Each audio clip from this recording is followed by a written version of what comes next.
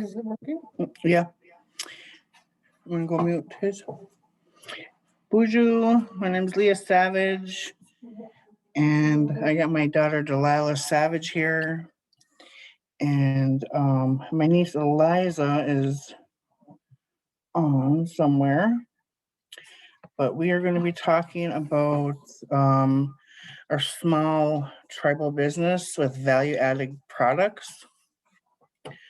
The name of our small business is Baby Cakes Wild Rice Bakery / Savage Girls Salads. What do we got here? And in order to make any of this possible, first of all, my family, and it takes all of our family to come together and just make all this happen. It's a lot of hard work because we got wild rice, we got maple syrup, and then we got our garden produce. And it basically takes all year long to make our products. So we got family, we got wild rice, maple syrup, our gardening. So we're going to start from that. We're going to start out with wild rice, manoomin, and we got Fond du Lac rice lakes that the kids harvest and pick rice on. They have Perch Lake and Rice Lake, Dead Fish. What other Fond du Lac lakes there? Yeah, Rice Portage. Mud Lake there. I was forgetting Mud Lake. East Lake. Yeah, East Lake rice, and there's other places off reservation where you can rice, such as Kettle Lake and Minnehaha, different state lakes. Importance of manoomin to our family is, I'd have to say, manoomin's probably the most longest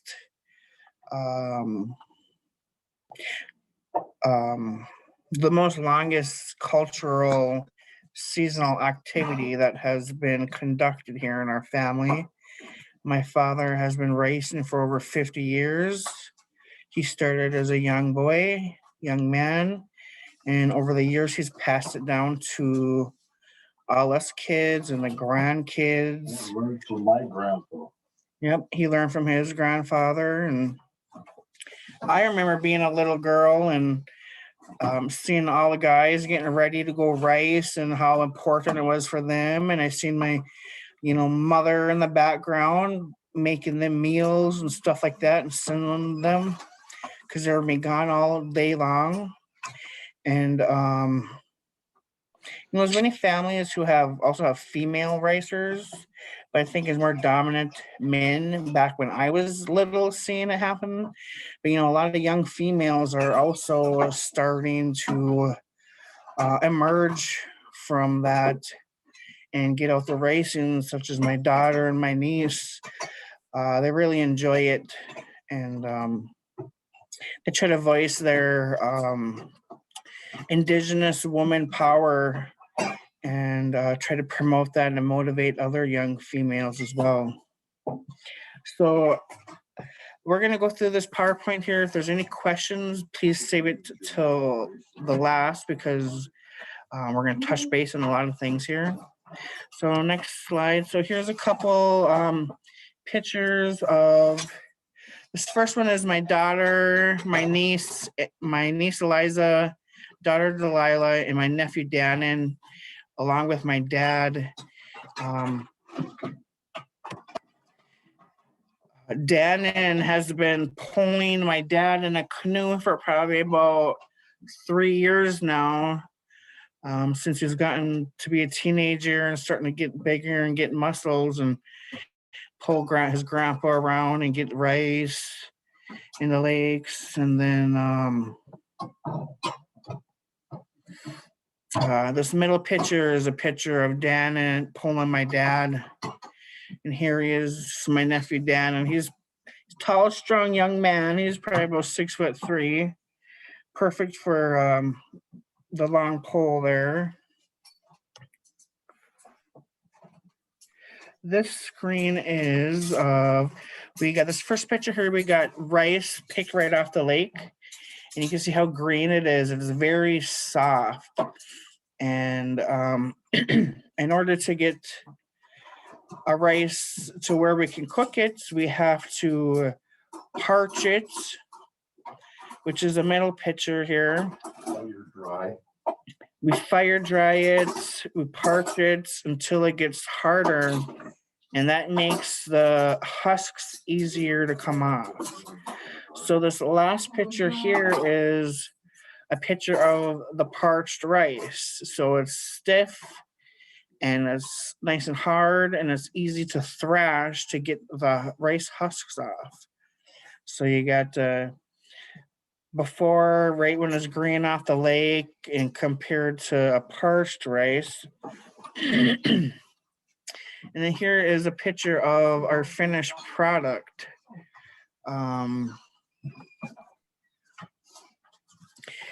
My dad made his wild rice manoomin sticker that we put on our rice bags. He's made that many years ago, and it talks about from the creators, the Native American Food Bank, and here you can see a couple little Indian guys in a canoe racing on the manoomin lakes.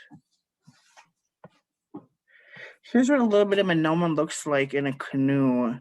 In the canoe, you can see the rice knockers, a paddle. They got a couple life jackets, and they packed themselves a little sandwich lunch there. So they take the knockers and they knock the rice into the boat, and then it all falls like that. And then I teach my grandson how to make the wild rice harvesting equipment. Yeah, we'll get to that. Here's an old school picture. Geez. Dylan looks to be maybe 13. This picture is probably 8 to 9 years old. See, we always get the whole family involved. We got my nephews here, my brother, my daughter, my mom. Looks like we got Uncle Bruce and Buck in the background there. So this is just what I had on hand to show you like how early the kids have been racing.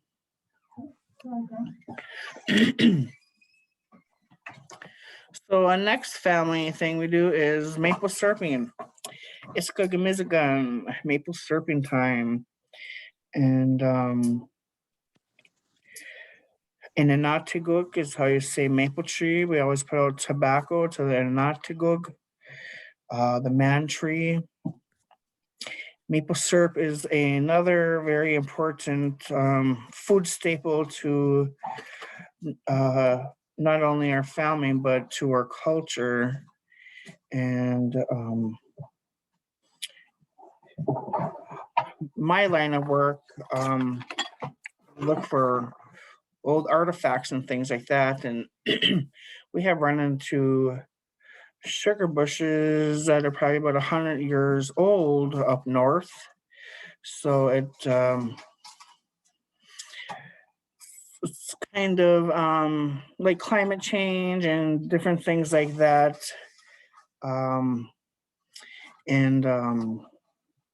economics and just city production, back in the day when we couldn't really rise up as many native nations together to voice for how important these things are to us and why we want to keep them and protect them.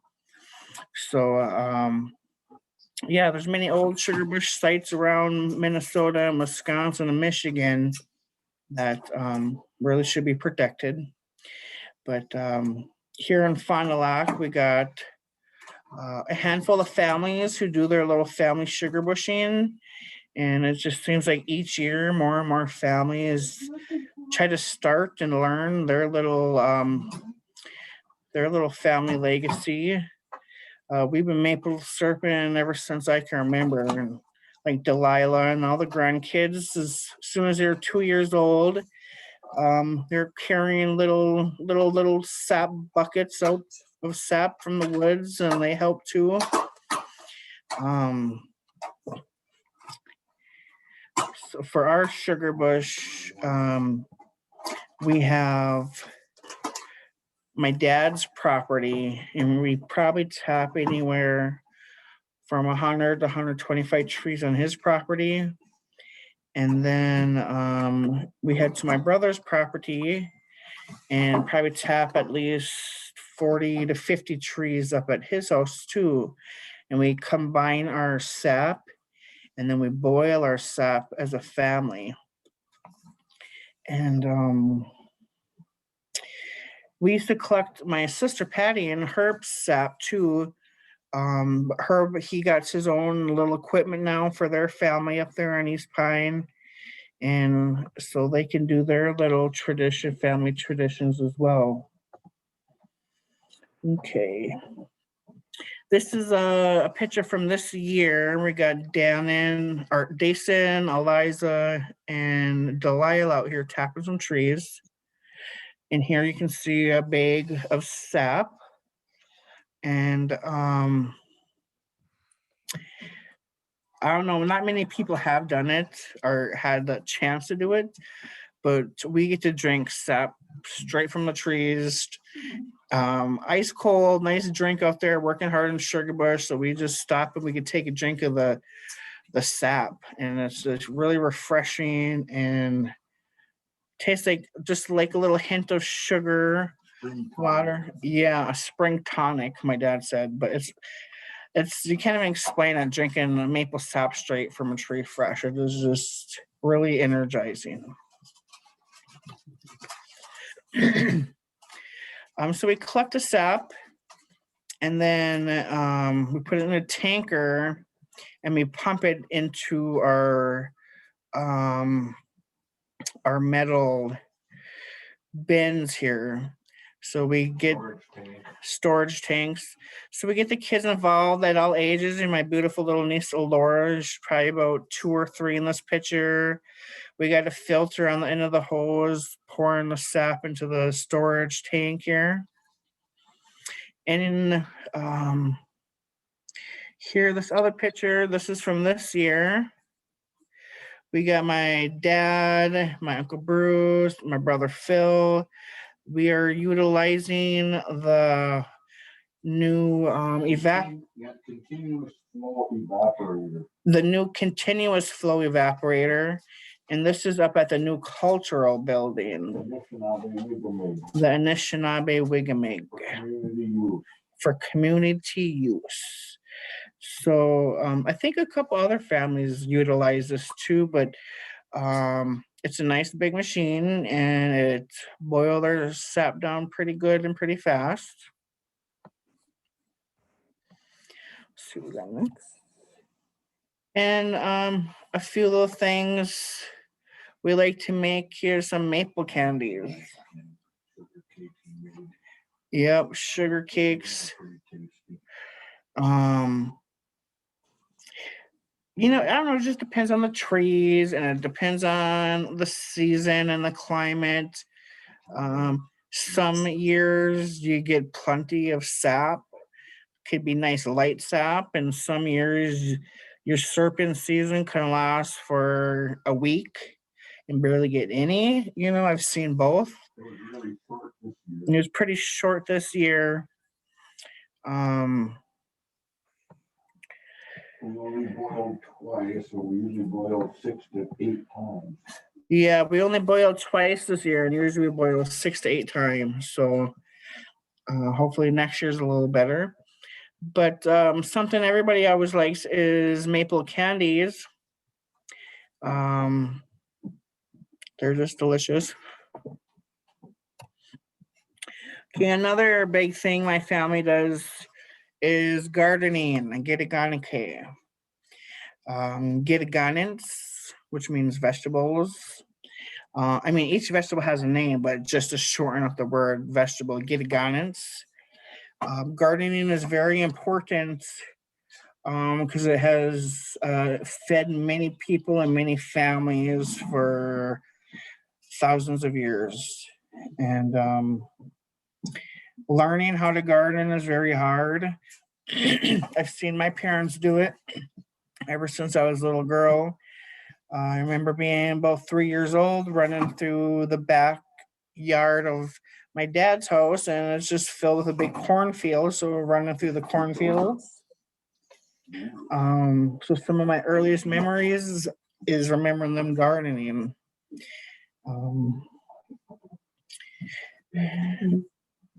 you know, seed exchanges between Native nations and indigenous people from all over the country has took place for hundreds and hundreds of years. Um, I know in some of the pottery that archaeologists find and dig up, there's seeds from hundreds of years ago, and it's just very important. Feeding their families, was wild racing, maple syrup, gardening, and hunting, and that's how you fed your families back then. For us gardening, we always gardened at my dad's house. He has nice lush property because they've been gardening here for 30 years. So their soil is perfect. So on his property, we have a nice big greenhouse, a nice big high tunnel. We have 3 or 4 nice sized garden beds out here. And then we also have a garden plot out on Kerry Road. Yeah, the Kerry Road, Gitigaan, Bimaaji'idiwin producer training program, which I think this is our 3rd year. We've been in it every year, so I think this is the 3rd year of that going on. So we have our 1/4 acre plot out there that our family utilizes. We grow a lot of vegetables out there, all types of vegetables, tomatoes, squashes, zucchinis, cucumbers, some corn. My dad's showing onions that we still have from the last of his little onions he's been holding on to. Homegrown onions are so delicious, and my dad will sit here and make like blooming onions, and it's just great. Um, Having your own vegetables and growing them, taking care of them because they're basically little babies, that'll get the soil good for them and water them daily, make sure they have the right nutrients, sun. I've seen my dad use like fish oils and stuff for his plants and his soils and different organic things he uses to help them grow. And it's crazy to see a grown man baby his tomato baby is better than everybody else in the family. So like gardening is just crazy seeing my dad, how much he loves his plants. So he's getting older, and he's been passing this on to us for many, many years. And I mean, we've done it ever since we're little, but it just seems like maybe the last 5 years we've been getting serious with it. And, it's important to know how to grow your own food, and especially in this day and age, and, people worrying about the future. Um, it's really good skill to know is how to grow your own food. And I know Fond du Lac has like community gardens and things they try to promote. Um, the Kerry Road Farm, Erica, and the Bimaaji'idiwin food producer program is pretty cool. we're lucky to have her. We're lucky to have a program like this to be able to do this, and skilled gardeners and farmers out there to show us how to do this. Okay, let's go to the next one here. This first picture here, this is at Cary Road Farm. And here we had just tilled up our plot. The food producer program, they usually come out and till it, but we also till it. We bring out our personal tiller and we till it up probably like 2 or 3 more times. We go through it, take buckets of rocks out of there. They say rocks can't grow in the dirt, but I swear every year you get more and more rocks. It's crazy. So you got to go through and take care of your soil, pick the rocks, till it. So, got to have good soil health. Weed it is another, High maintenance. yeah, definitely high maintenance, and especially if you got multiple gardens. I mean, sometimes we let it go a little bit, but we always get out there and get it done. I'm not sure if I have a picture on here, but the food producer program, they got a few pieces of equipment that are really nice. They call it the blue walk behind. And I want to say it's probably maybe like 3 feet wide, you think? It's probably about 3 feet wide. So you got to kind of space your rows how you wide enough so you don't run them over with the blue walk behind. With the blue walk behind, you go through it and it basically weeds for you.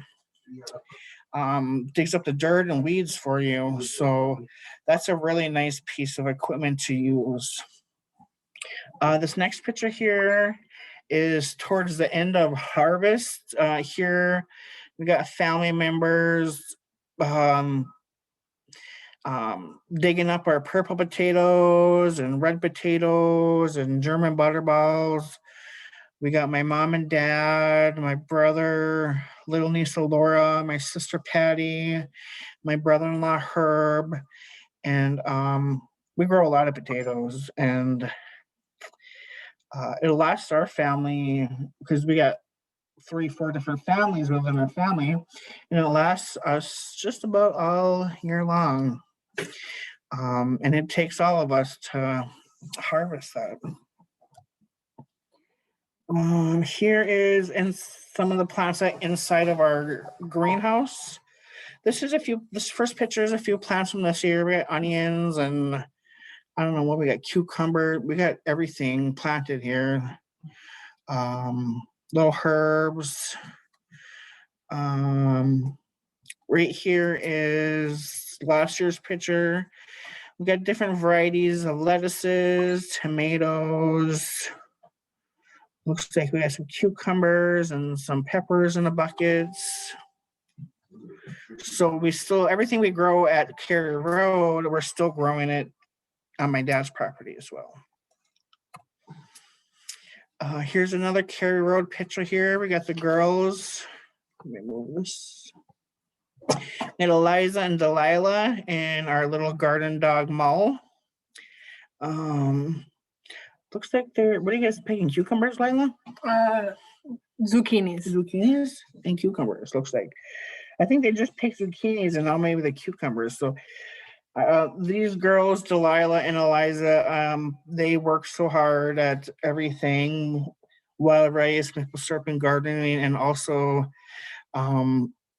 added valuing to those products and trying to sell their stuff too. So they are good little businesswomen, hard workers, and just try to promote that females can do things just as good or even better than the guys. So the girls are right in there with their muscles. They're pretty tough girls. This next picture is some purple potatoes that we grew at Cary Road Farm. So I think we're making some homemade French fries here.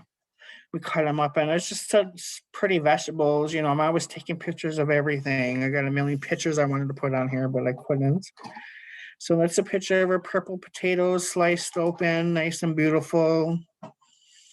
My dad's been growing those here at the house for many, many years. So it's always fun to see a bunch of purple mashed potatoes, and the kids really think it's cool and enjoy it. And, you know, it's different. Not everybody sees a purple potato. So people really like that.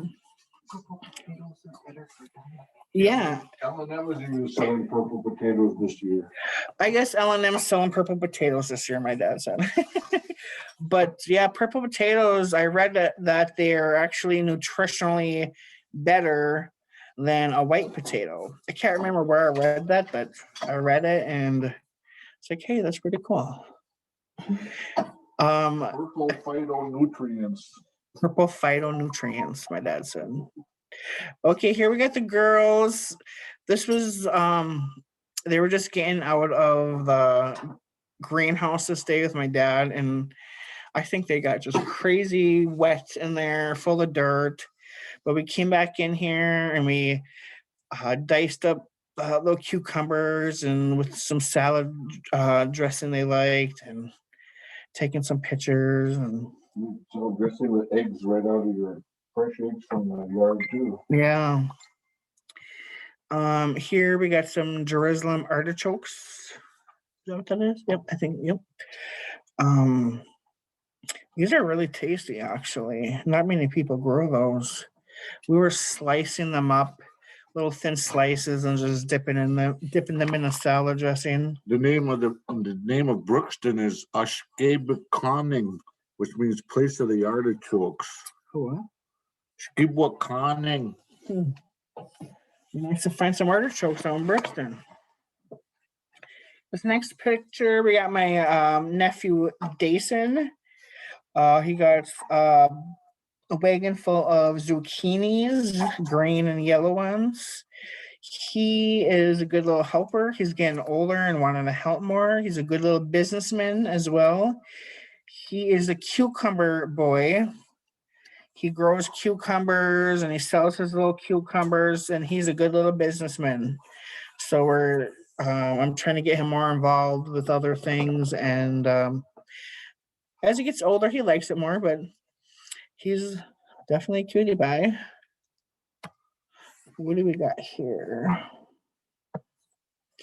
Okay, some value-added products that we have made. This is a few things we have made. We always are doing something within our families with value-added products. Value-added products is taking something and then adding to it to make it a more valuable product. Like our maple syrup. We take that maple syrup and we can boil it down into a higher temperature. So we can boil it down into the maple candies. And, you know, we only have a couple maple candy molds. So whatever's left after that, we just stir it and stir it and stir it until it becomes a sugar. So every time we do maple candies, we're also making maple sugar. And that's what Delilah uses with her wild rice cupcakes too. And also the wild rice flour, we take the wild rice and we mill it down into a flour consistency. And my dad has been doing that for like a decade or more. 20 years. Yeah, 15, 20 years he's been doing that. So it's just been recently within the past 5 years that we've been selling a little bit and using quite a bit more of it. So that's what we do for wild rice flour. We mill it down. We have a kind of nice mill here, but what some people do and have started off doing is coffee grinders, using a coffee grinder. If you want to do a small amount, you know, because we do large amounts. Another thing someone has tried is like a food processor or a blenders are really good nowadays and do a little amount, if you want to cook something with wild rice flour. Other value added products. Eliza, we got you on? Yes. Did she say yeah? Yep. Okay, let me turn my thing up here. So with Eliza's salads with farm fresh eggs, the girls, they work their butts off and growing vegetables and all that. So they take their vegetables and they bring it together, combine multiple things to make salads. I don't know if you want to say a few things about your salads, Eliza. Yeah.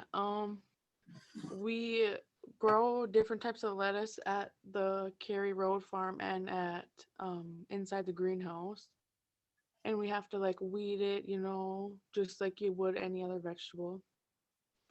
And we have to cut it and thin it out if it gets too thick, because then only some of them will grow or they'll start to rot. Yep.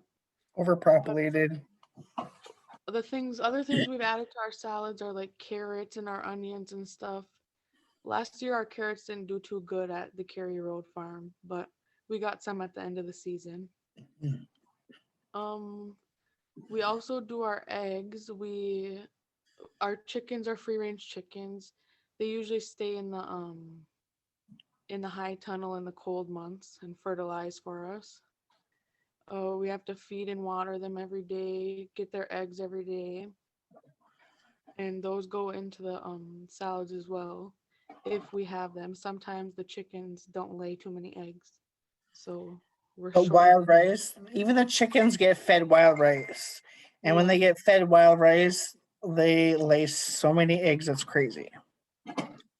Yeah, we always have a chicken bucket. So if we have leftovers, we put it in a bucket together and give it to the chickens.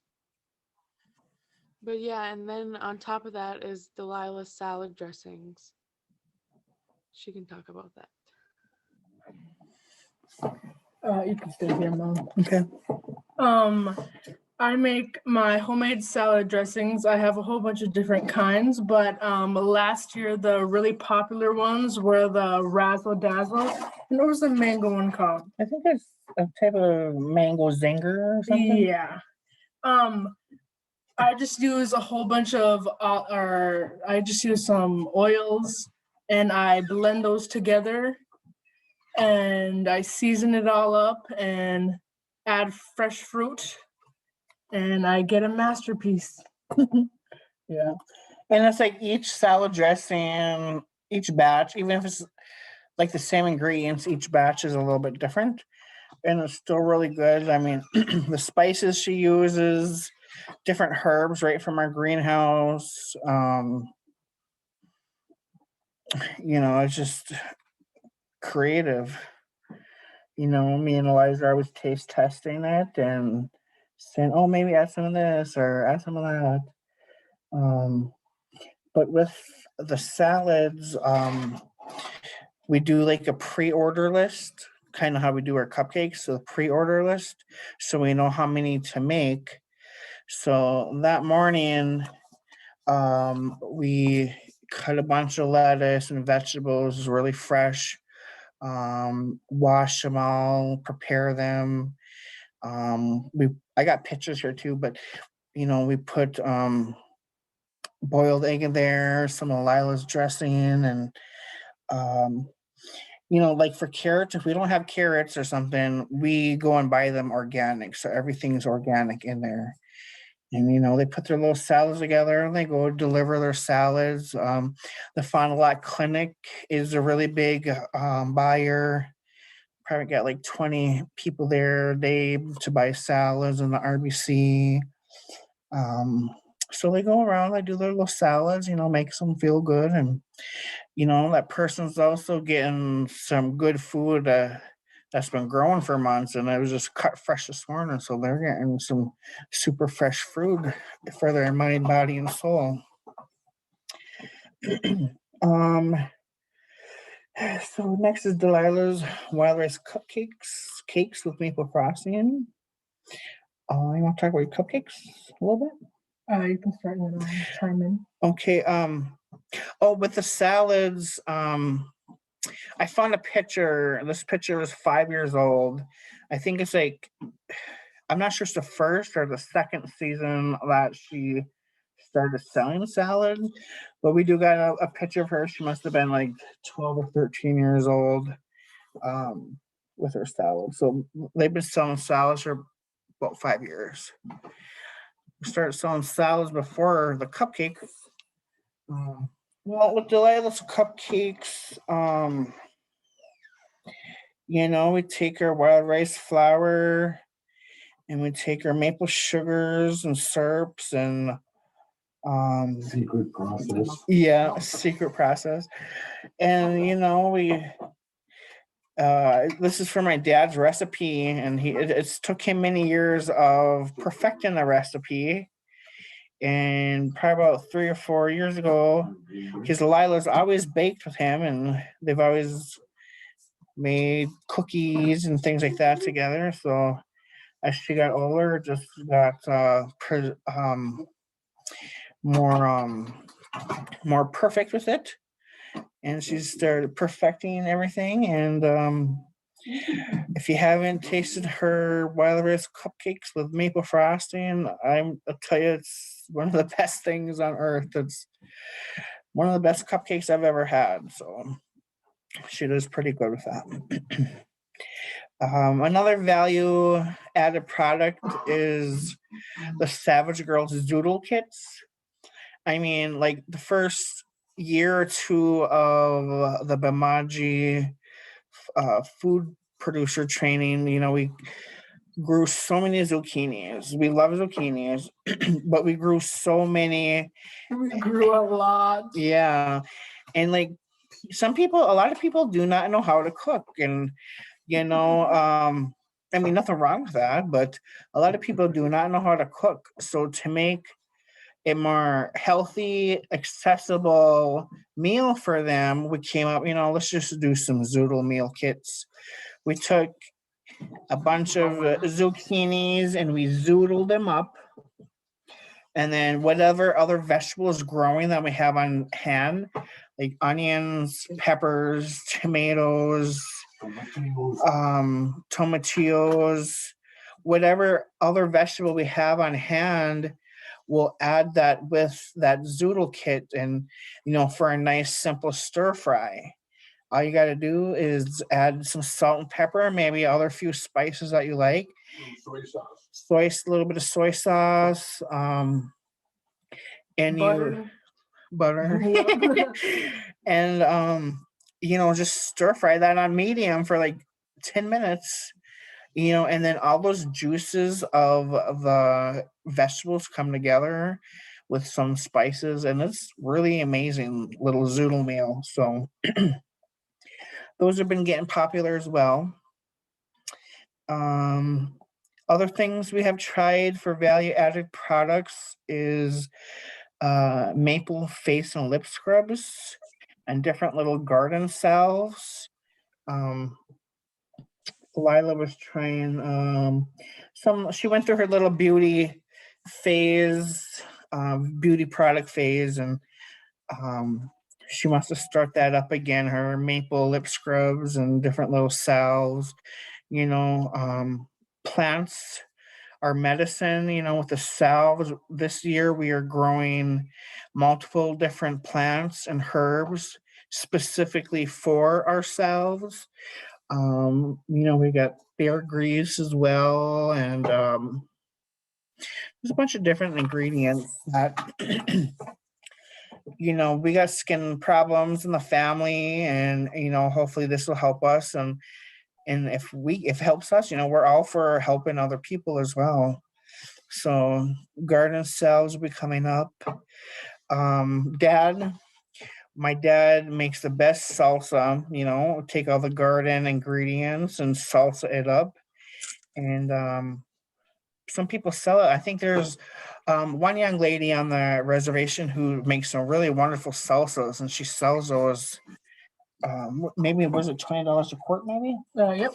And 20 or it, 25 a it quart. is so good. So, some other people are doing stuff like that. My dad also makes, me and him are the only ones who will drink it.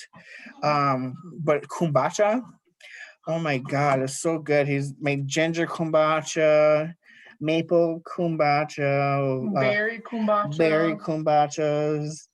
Um, the list goes on and on, but he'll make bottles of kombucha for my house and for his house. And Yeah, that's what I should do tonight, is a new bag. yeah, and it's really good. Homemade kombucha. He's also made me yogurts, kefirs. Oh my gosh. Puffer's Keeper. Yeah, his homemade kefir is the best. I just love it. Tonight I'm making kimchi. Tonight, actually, right now, as we're speaking, he's making kimchi. I told him not so much salt this time. So it is, my dad makes all these weird, different little things that he's been making them for years, and they're just like coming popular now, and I'm seeing them out in different businesses and marketing and things like that. So he's been making kombucha and kefir and kimchi for many, many years. So we learn and we practice a lot of different little recipes from him. Also, in my parents' yard, we have 6 apple trees, and each one's different, and they're all so good. And people, if you have apple trees or other berries in your yard, people are all for buying a local food. You bake some pies, bake some apple crisps, different breads and stuff. There's always people looking for good homemade food. So and we got other upcoming products and that are in the works as well. But these are just a few of the different little value added products that we have made, and that people really enjoy supporting us and enjoy that really good food that they see our family working so hard for. I mean, the girls with their cupcakes and their salads and stuff. I post pictures all the time, and so everyone can see throughout the summers and different seasons how much work is put into this food, how much love and hard work it is. But it's really rewarding, because we get to enjoy all this and pass some of that on.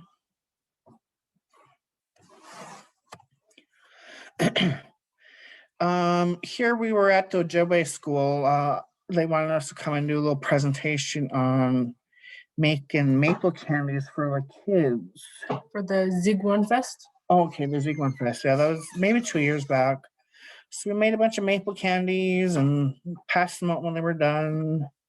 Kids really enjoy that because, I mean, even though our whole community is Native, not everybody gets to participate, and not everybody gets the support to participate in our seasonal activities like that. So that's why we really like the food training program and all the other cultural programs that are open to the community. People really get to see them, and it really does feel good being part of that. Helping your community and seeing the young people eyes pop up because you're like, wow, that's how you do that. Here we got some wild rice flour. Yes. That was just freshly milled. And while that's milling, it's piling up, and then we put it in the bags, and like the smell is just like wild rice aroma in the house while you're doing that. I take a spoonful of that wild rice and I taste it, and it's like all these sensations at once. You get the taste of the wild rice, you get the smell of the wild rice, you get the feel of it, and it just reminds me of like our ancestors um, racing for hundreds and hundreds of years. And I wonder if they ever crushed down rice into flour and did certain things with it. It just really makes me thankful for my family and all my ancestors who have lived through so much injustice for us to enjoy this now. They have fought really hard to keep the rice that they have. Not letting folks know little simple facts like this. Okay, here's zoodling. They can't afford Okay, here's some bags of zoodles. We got yellow zucchinis, green zucchinis, and all we did, and it was a lot of work, but we did it. You go to Walmart, you buy a little handheld peeler thing that has different little ridges on it. It comes like maybe 3 in a pack for like maybe $10 or something. And we sat there and we just zoodled it. We hauled the zucchini up and we just zoodled up the zucchini. So we can buy little peelers right from Walmart. And then, yeah. And then here's some other things we would throw in. We got tomatoes, a couple little onions. We got peppers, some beets, whatever we have on hand. We'll put that in a bag with the zoodle kits and give them a little instruction while we're selling it to them. Here's just salsa from my dad, best salsa in the world. Just delicious. And this is another little thing my dad will do. What do you call this, Dad? It's the ginger slices and your syrupy mixture. I don't know what he calls it, but it's so good, especially pickled ginger. I don't know, but it's so good, and like ideal with digestive issues, so that's why he does the kombucha and kefir and yogurt. And also just this ginger mixture would also be good for like lungs and coughing. ginger and wheat tea. Yeah, ginger and wheat tea. Ginger, maple syrup. Yeah, and maple syrup. So he does all these little weird things for me. I know he loves me. Okay, what do we got here? Okay, baby cakes, wild rice, baked goods. Lila has been cooking and baking for years. She started baking with Papa and Grandma. Like I told you earlier, they started with wild rice cookies and it progressed to cupcakes and cakes. Yeah, so as she got older, she got more experimental and curious. Because she cooks a lot of really good. Maybe shut that light off. Maybe. Oh wait, no, right here. It's good. No, turn it back on. There we go. Okay. She cooks a lot of like really good foods, and she also bakes. The girls have actually been cooking probably since they're like 6, 7 years old. Started off like cooking like their own little eggs and toast and just things like that, and little potatoes. So they were really interested in cooking. And they see all the good foods that my mom and dad grow and cook with. And so they want to use those good products and produce as well. So they started doing their own little things. The cupcakes, Lila's been doing cupcakes for about 3 or 4 years. About 4 years. 3 or 4 years she's been selling her cupcakes, and people start requesting cakes. So now she's been doing like organic berry filled cake, double layer cakes. She's done birthdays, and she's done weddings, wedding parties, anniversaries, retirement things. So her little cupcakes is flourishing nicely. And when you go to Walmart and get a cake or Super One, yeah, it is totally artificial everything in there. And it's just like so super sweet, to the point where it just does not taste good. And Lila's cakes are more of a earthy, earthy organic flavor. My dad said indigiganic. Like the flavor, you just can't compare it to anything. People ask how it tastes. You got to just taste it for yourself, because we like to keep things simple. You see all these cakes just elaboratedly decorated for little kids' parties, and all these different pictures on them and stuff, but we wanted to keep it simple. We want to keep it good, because we want people to be able to taste that wild rice in the cake, and to be able to taste the maple and the frosting, so we don't want to add anything we don't have to our cakes. The cakes are great the way it is. So yeah, she's been doing cakes. She's been experimenting with cake pops. I've never had a cake pop, and until Lila started making them, and they're actually really, really good.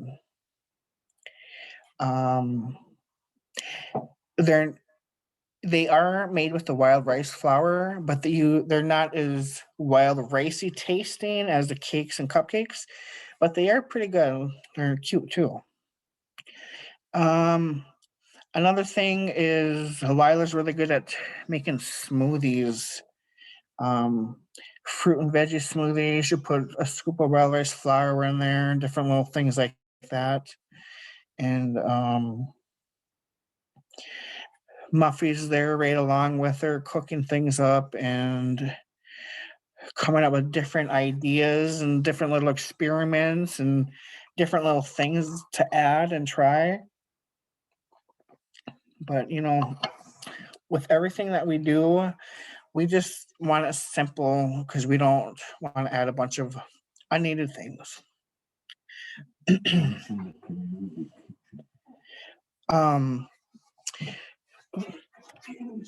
Yeah, the new thing is the the Carrier Road farm just got like a beautiful commercial kitchen, and it is absolutely wonderful.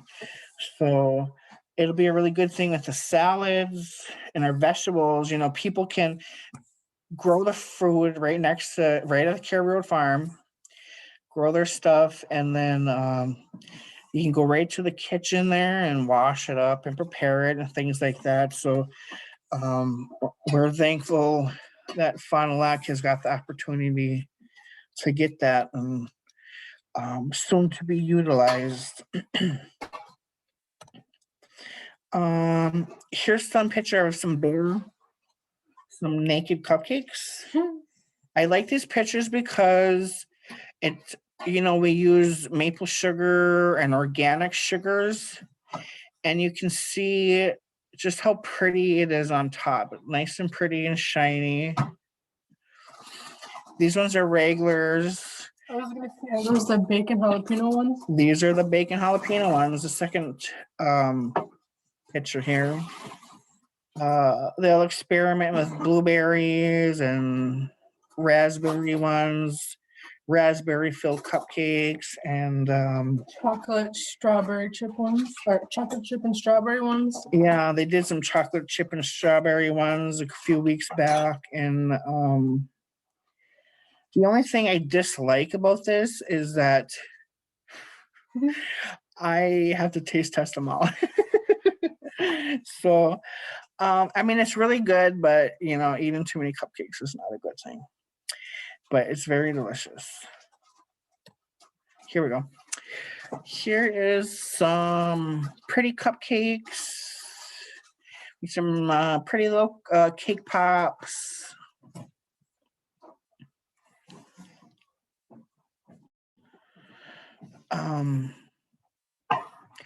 I think the girls made these cupcakes here that day, and they made those cupcakes that day, and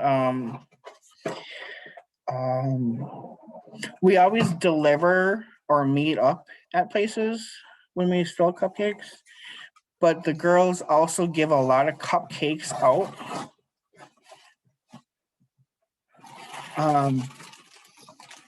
We really like elders to try our cupcakes, and young kids who maybe their parents can't buy any or whatever, you know. So every time we do a cupcake sale, we make a bunch more cupcakes to give away so people can try them, different families and things like that. So the girls are really nice about that.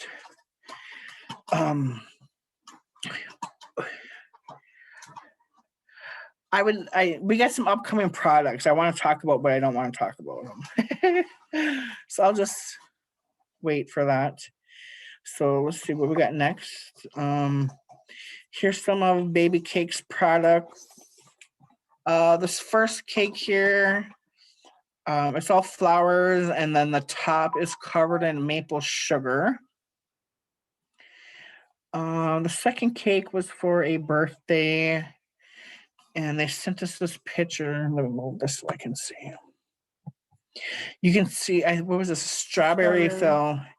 So we get like organic strawberries and make a fill. So everything we use, we try to do organic as much as we can. If we don't have it, we'll go buy organic.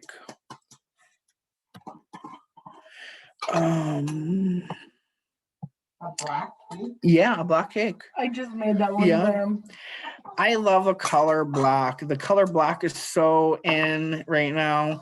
We ordered some really pretty black Frosting coloring. yeah, I think it's an oil-based new food coloring. So we bought a bunch of different colors like black and like nude champagne colors, mint greens, browns. So because actually Lila at first for her frosting, she was mixing different colors to make a color, which was really creative. I can't remember what color she used, but she made such a pretty brown one day. It was like maybe orange and yellow or something like that. But you know, just to experiment and make your own little things is nice too. But we found that black color, we had to get it. It was absolutely cool. We're gonna go order a bunch more. So the cake she's holding, and most cakes that we post are probably like 25 cupcakes worth of batter. So it's pretty big, you know, it's a double layer cake. So it feeds a lot of people. This little purple cake right here, was this a bit filled one? I'm pretty sure. This was for Cleo and Dennis. Yeah, it was a raspberry filled one then. Okay, so this is a little baby cake. And it's a raspberry filled small double layer, and it's all dusted all around it with maple sugar. And that was probably like 10 cupcakes worth of batter, huh? Yeah. So Strawberry. so she also makes little tiny cakes, you know.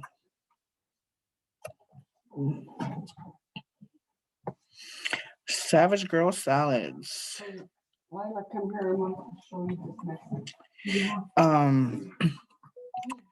found one of the first pictures. Sometimes the girls won't allow me to take pictures of them, but I try to sneak pictures in there.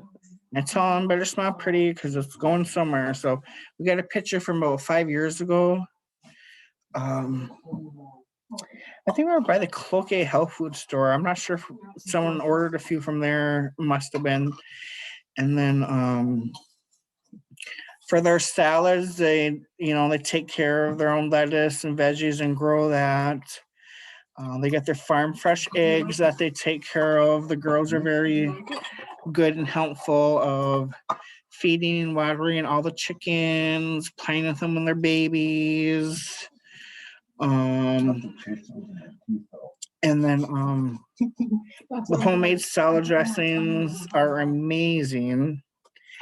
And just like with the cupcakes, for the salads as well, they deliver or meet up location. Here's the old picture. This one of Delilah Oh holding my us up. God. It's a beautiful picture, baby. I was trying to get her to smile that day. That she must have sold like 30 salads that day. That salad was coming out of the container. It was big. And our salad, it's a nice size salad. It's gonna get you nice and full.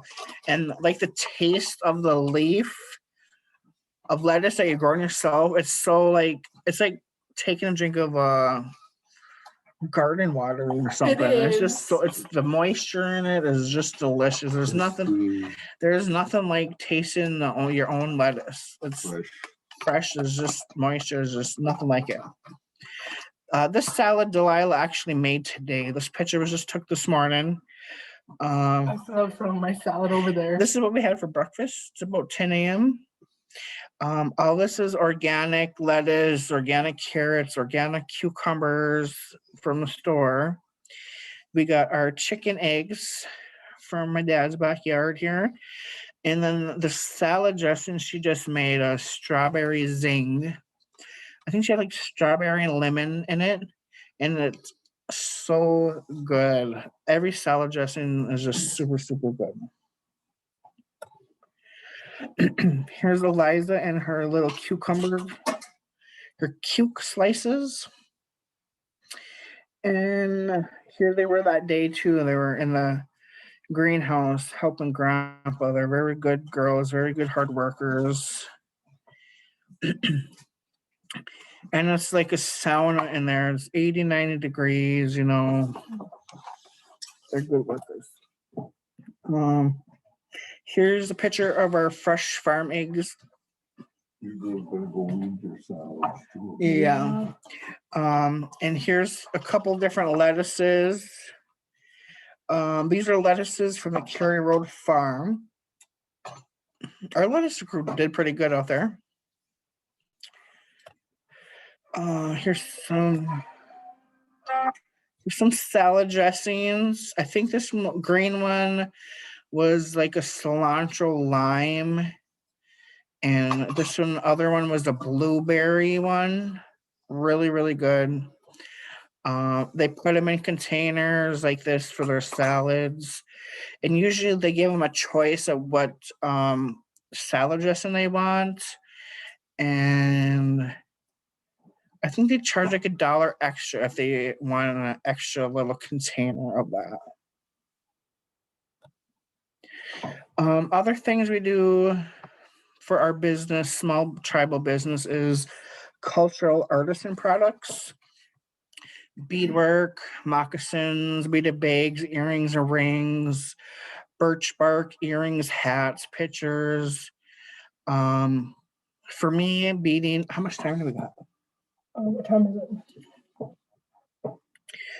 it? 6:38. Oh. I learned how to bead when I was really young, probably about 8 years old, from my mother.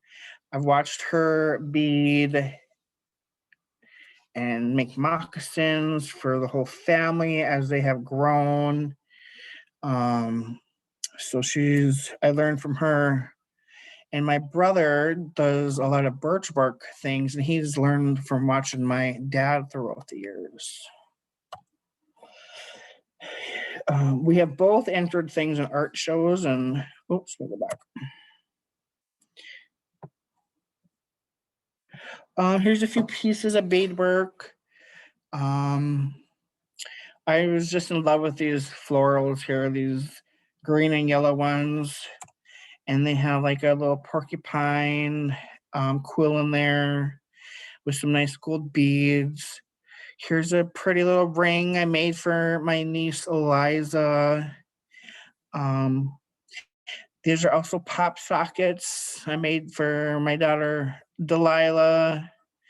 This one's Eliza's, and I made this one for my best friend Zigwan. And each one of them, when I do a piece of beadwork for somebody, I put thought and energy into them to make something beautiful for them. Here's birch bark beaded earrings that I have done here recently.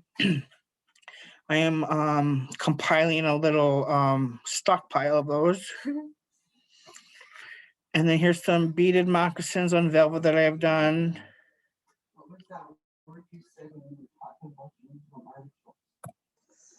This is a few of my brother's things he does. Let me move this over so I can see. He does some really beautiful birch bark etching, and he does earrings. He has done like bow ties.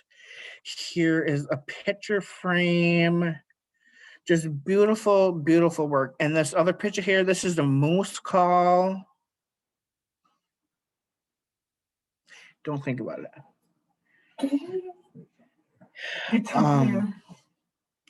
But yeah, he has many pictures, many earrings, just beautiful, beautiful artwork. If you're ever looking for some very nice etched earrings. And you don't see that often. I don't see a lot of the etching of birch bark. So that is really beautiful. Okay, business marketing and sales, how we prepare cupcake sales, salad sales, veggie sales, how we advertise or market for sales. I've had a few people ask us how we sell our vegetables and things like that, because we got other people who might not be aware of like social media and how much you can do with social media. Here we got, I think this was ACO's, a couple of ACO's events. I think this one here might have been a December one, right before COVID had hit, I think. Yeah. So here, my brother gets his earrings, a couple different styles of hats. I have a beaded bag. We have some of Delilah's lip scrubs, sugar scrubs. And here we got two beautiful Savage girls selling rice flour, and cupcakes. They make a beautiful team. Yeah. Here we got the girls had just done a segment on WDSC of cooking wild rice and then cooking something with it. So they were taped cooking a pot of wild rice. Because I don't know, it's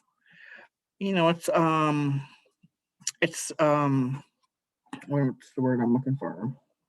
It's a really honored food, and people really don't want to mess up cooking. So, for cooking wild rice, you do, for every 1 cup of rice, you use 2 cups of water, cold water, and then you kind of turn it on a higher heat until it boils. And then after it boils, you want to turn it down to like a medium low, put a cover on it and let it simmer for a good 10 minutes. So people don't really want to mess that up. So, or until the water is absorbed. Yep. So they cooked on the Great Gardener segment. They cooked their wild rice, and they also used that wild rice and they made wild rice pancakes. And this is the recipe here that they used. I think you guys didn't use vanilla, did you? No, we didn't use vanilla. Vanilla, yeah, is optional, vanilla. And then for the water, I think they ended up adding a little bit more water. So depends on how you like your consistency of the pancake. Some people like a thicker batter, some people like a thin batter. So I think they ended up probably adding maybe I don't know, another 4th cup of water because it was kind of thick. It was a thicker batter, but it turned out super good. We used our eggs from our chickens, of course, and we use organic flour. You can use regular flour, that's fine. They added in some wild rice flour, and they had a really good time at their cooking segment. And I'll have to look for the link for that, but it's on Great Gardener. It was on Channel 8, probably just 2 weeks ago, maybe, huh? Yeah. A couple weeks ago. Also, with business marketing, social media is really good. That's where we have contact with customers and supporters. This is our new Facebook page called Baby Cakes Wild Rice Bakery and Savage Girls Salads. And it's been pretty good. I also like to post from my Facebook because I have a lot of friends on there and it seems to get out more. So when I'm posting for their salad sales or their cupcake sales, I'm posting on Baby Cakes and on my Facebook. But Facebooks are really easy to make, and it's a good place to advertise. You got online farmers markets, online garages where people post their vegetables and things like that. So social media has been a great help. Here is Delilah's billboard that was put up in the beginning of April. It'll be down, I want to say like May 5th. This is through ACO and the First Nations Institute and Lamar Productions. And Ivy Vineo has just been a wonderful, wonderful help. She took Lila's photos this day and took some beautiful photographs. And, she did all the contact work for making this billboard possible. And, supporting local indigenous food producers. It's definitely a really good food movement that the girls are in. And I just want to thank ACO and Ivy and Michelle because they have been humongous supporters. And also Fond du Lac and the food producer training program and Erica and Jamie and Caitlin and all of them for being really great people, making a lot of things possible. I think this is my last slide here. One of the pictures of Ivy. Here we got my daughter. She's 16, doing what she really loves, and that's making cupcakes and cooking. And Ivy had took this picture. This is actually out in Sawyer on my grandfather's property. And I remember tapping trees out there when I was little. So this is my dad's property. So it's pretty cool, try to connect everything and all that lovely stuff. I think this is the end of my PowerPoint. I could go on and on for another hour, but We gotta make it so we can see their questions now. how do we do that, baby? Miigwech, Leah, and Jeff and Eliza and Delilah for sharing all of your knowledge and everything you have going on. It's just amazing. I think that most of the questions got answered in the chat or like throughout the presentation. Oh, okay. But if there's anyone, we have some folks still hanging out. So if you have questions, feel free to ask them or unmute yourself.